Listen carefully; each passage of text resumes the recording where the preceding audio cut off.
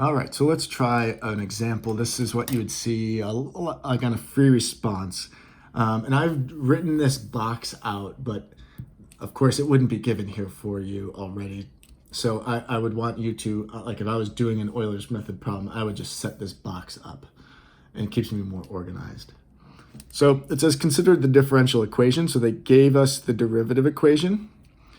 And then it says y is a particular solution to the differential equation with the initial condition. Again, we have to have an initial condition and a derivative, and we should be able to work with this.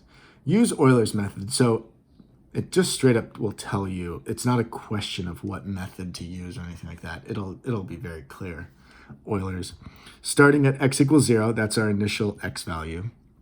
Step size of 1/2. Do you know what the step size is referring to? The step size is referring to the change of x. So every half value is a new x value. And then we're trying to approximate the y value at 1.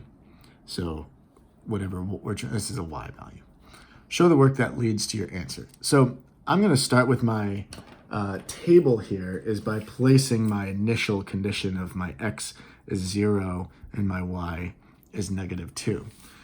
I can even fill in the x values because I know the change of x is fixed at 1/2. So this value would be 1/2. The next value would be 1. So it's adding a half for all the x's. The y's, of course, are not fixed. It's going to change at different amounts. So to find the y's, this is the formula as I've written it up here to find the next value. You have to take your y value plus the rate and then times the dx, or the change of x, to cancel out those to get the next y value. So what I do is take my y value, which is -2, plus I have to plug in the slope, and then the change of x, as I said, is a fixed 1/2. But let me go back and plug in the dy dx and see what I get. So here's my x and y to plug in. So that's 3 times 0, 0, plus 2 times -2, -4, plus 1 should be -3. Okay, then I'm going to get that. This will be the next y value.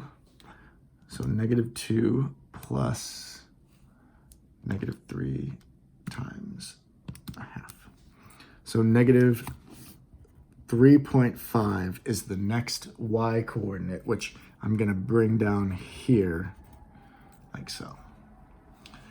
Okay, there's the first step we've done. We got to get to y1, or f of 1, I should say.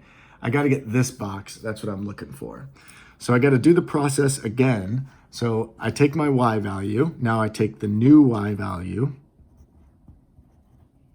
plus the slope times the fixed 1/2 value.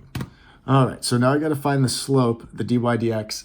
Back up here, I got to plug in my x and my y. I got to plug in this x and this y in, which gets a little bit harder with all those fractions, but let me see if I can do that. So 3 times a half plus 2 times -3.5 plus 1. So -4.5 is that dy dx value for this coordinate. And then I plug it all into here to get the y value. So